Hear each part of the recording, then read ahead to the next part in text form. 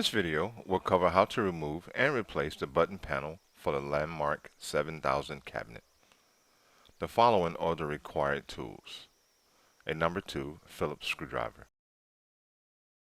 First, you must unlock and open the main door. Once the main door has been opened, we are going to disconnect the following cables: the button cable, the power, and the LED light cable as shown.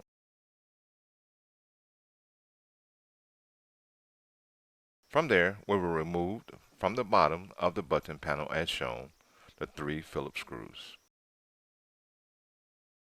Next, with the door open, insert your finger into the opening as shown and push up on the deck. With the other hand, lift up on the button panel and remove. While removing, ensure the cable harness does not get caught or snag on the opening.